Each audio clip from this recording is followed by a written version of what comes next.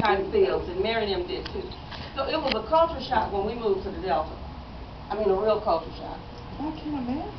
And it still is. Okay. How long you been in the Delta? You know, I didn't know that, really. That's why when she said that earlier, I was like, when you said that, I thought, well, I know what the problem is. You know, the Delta, it was unheard of for blacks to own property here. But see, like your grandfather, who was probably about the age of mine, they own property, and we still own that property today. And they never sell. That's another thing. They never. We still own that property. So whatever my mother's share is, then it comes to us. You know, just like our property in Moxapater survived. It's just everybody. And when we die out, our children keep it. They can't sell. It goes to their. It's an air property. Even the homes that they lived in, you know, they're still there. We have to keep them up. Somebody can live in them for free, you know, with helping with the upkeep, but. And you know, we're talking about hundreds of acres of property. Not, she said 80. That's a lot for black folks. But see, my grandfather and them had hundreds of acres, and my uncle, and my dad and them. Yeah, my grandfather had over 200 acres, but he lost most of it all before during the Great Depression. During the Great, yeah, a lot of that happened. Yeah, and you know, you need a Blackwell, right? She told me that I interviewed her. She's in the book too. That when she married her husband Jeremiah Blackwell, he lived on a plot of land that had been in her husband's family since Reconstruction. That was the 1870s, and they was in Delta. That's Myersville in the Delta, and that was interesting. And I also met somebody else I interviewed. They call him Dr. Dirt now, but they had land in their family since Reconstruction too. But they were in Edwards, Mississippi. In fact, the house was still there. He was living in a house that had been built in 1870 something. Why was the Delta so much different? Because was it the cotton here? It was cotton here too.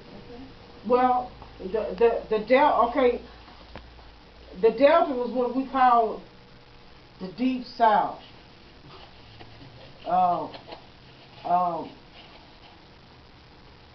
You know, the first slavery started in South Carolina and you know, over that way, and they started moving down. In fact, during the 1850s, 40s, 2/3 of the world's cotton was produced in the Mississippi Delta. Oh, that's gold. 2/3 of the world's cotton. Okay. In other words, you wasn't getting that land. It was a big cash crop. That's it. Okay? And we were their labor.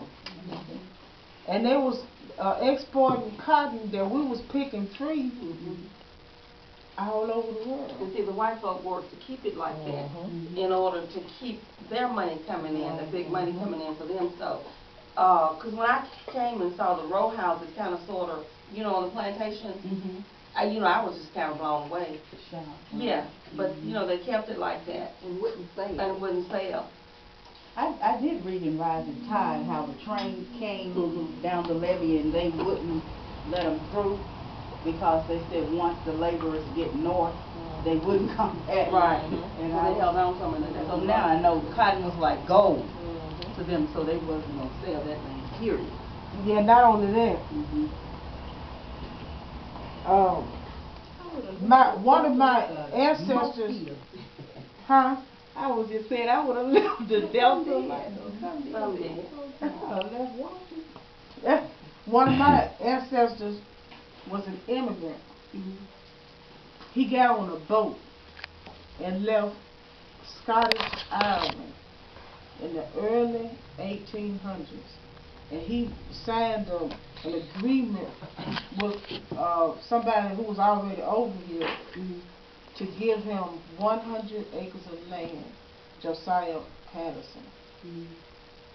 When he got here, but he had to agree that he was a Protestant. And they gave him that 100 acres of land. And he rose to the very top of American society economically because he became a planter in Abbeville, South Carolina. And a planter owned slaves. And that was one of the fastest tracks to wealth. But you see, his opportunity comes from a land grant. You know, now that you mentioned that, when you said Irish, because my great-grandfather is Irish. Now, that may have been part of the building to the property being owned with that side. I don't know, but when you said that, I need to investigate that, because he was an Irishman. Yeah, and my grandfather... My mother's grandfather was Irish. A lot of the... They came from South Carolina too, on the other side. The people who owned them were Scottish Irish.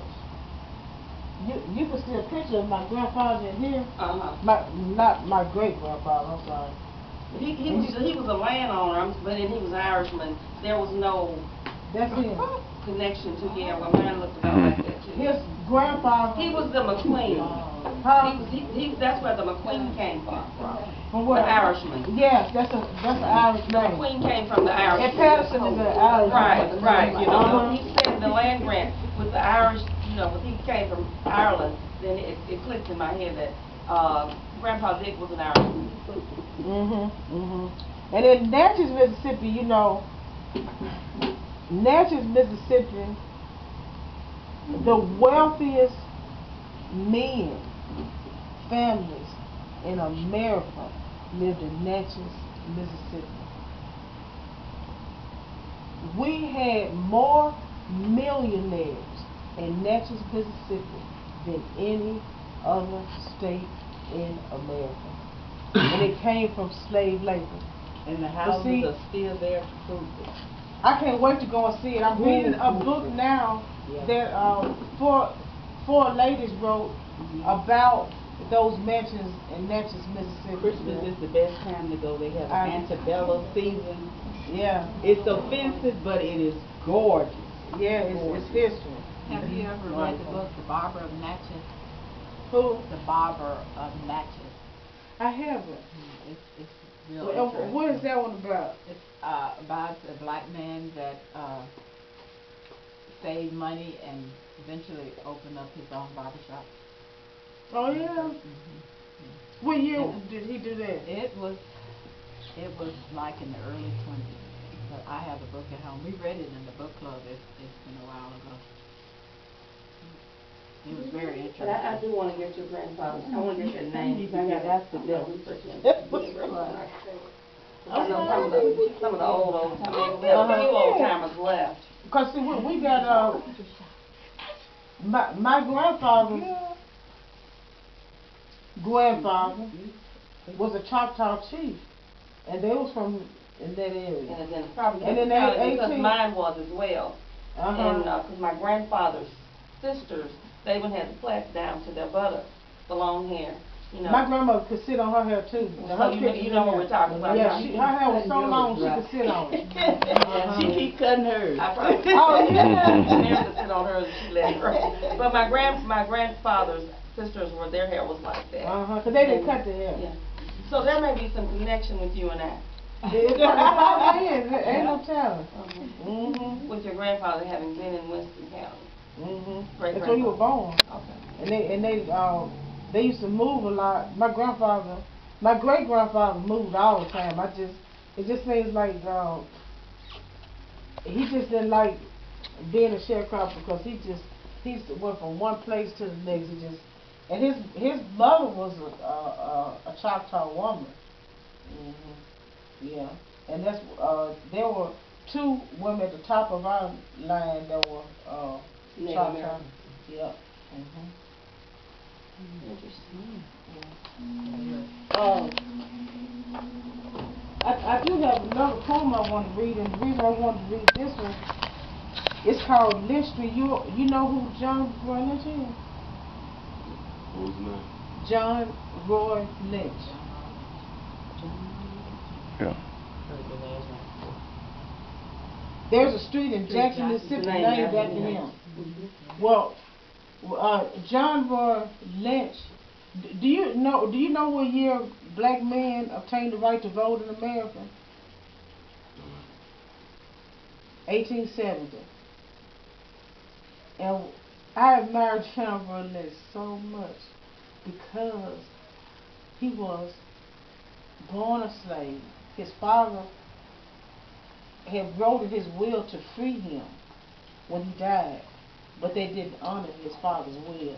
So the next landowner, even though he didn't honor the will, he taught John Roy Lynch basic literacy. So they were in Louisiana, but they ended up, him and his mother, in Natchez, Mississippi. And while he was there, the Civil War broke out, and he started self-teaching himself jurisprudence, how to run a board meeting about the law, and then he was elected to local office, and then he was a Republican, because that's what we were back then. We were still Republicans at the turn of the century, because Republican, that was the party of Abraham Lincoln. But anyway, John Roy Lynch was the first. You know Ben Thompson, he had his seat, I think 1874, but before then he was elected to the state house, and he was such a good speaker. He was the speaker of the house, and then he was elected to Congress. He, you know how they got him out of office? A shoestring district. You know how the District 2, that's Ben Thompson district, kind of like square. This is what they did. They did like this. They made it narrow down the state. That was to dilute the black voting stream. That's how they got them out. See, back then, if they didn't kill you, they would assassinate your character, and they would figure out another way. So that's how they got him out. They did their shoestring district. Anyway, this poem is dedicated to my memory of him, because I met so many people in Jackson who drive up that street who didn't know who John Roy Lynch was. I wanted to write this piece about him. Lynch Street. Years ago, they say, the Jackson City Council approved an ordinance to name J.R. Lynch Street in honor of John Roy Lynch. Well, this is a story about John Roy Lynch. John was the son of a wealthy planter, Patrick Lynch, and his slave Catherine. John was born and raised in Concordia Parish, Louisiana, in the flatlands off the Mississippi River near Natchez.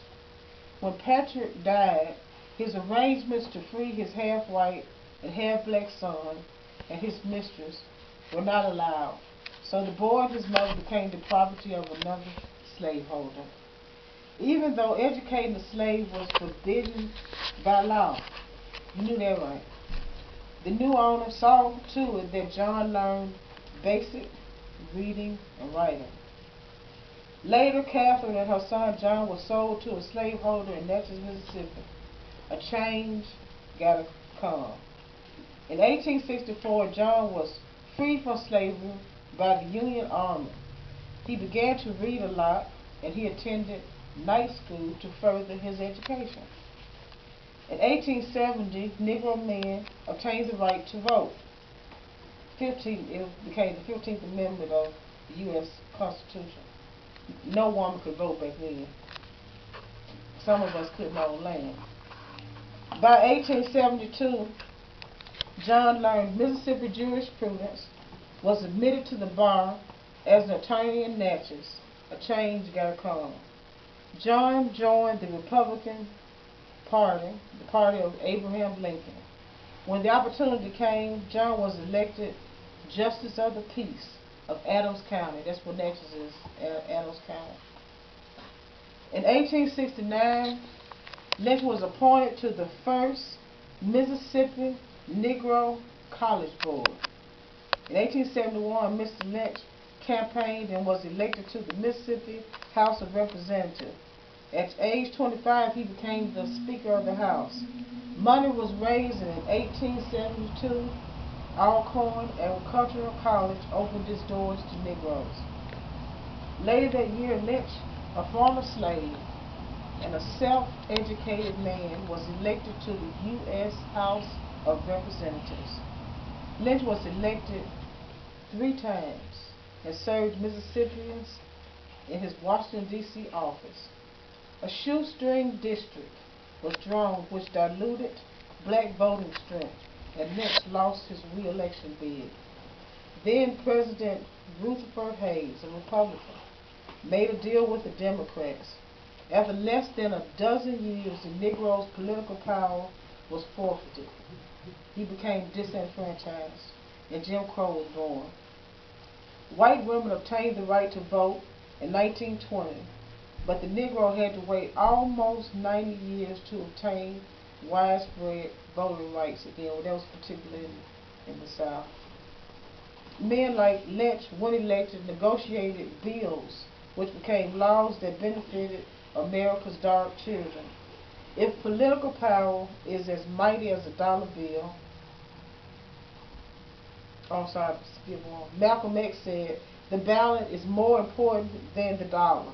Men like Lynch, when elected, negotiated bills which became laws that benefited America's dark children.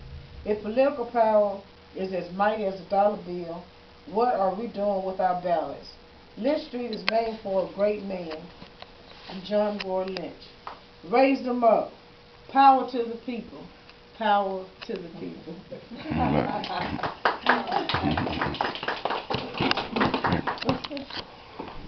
Yeah. Read anything out of the book? Right here. Fanny? Hey, how you doing? Hello. I'm Meredith McGee. Dorothy Nelson. Dorothy Nelson was the president. You did hear?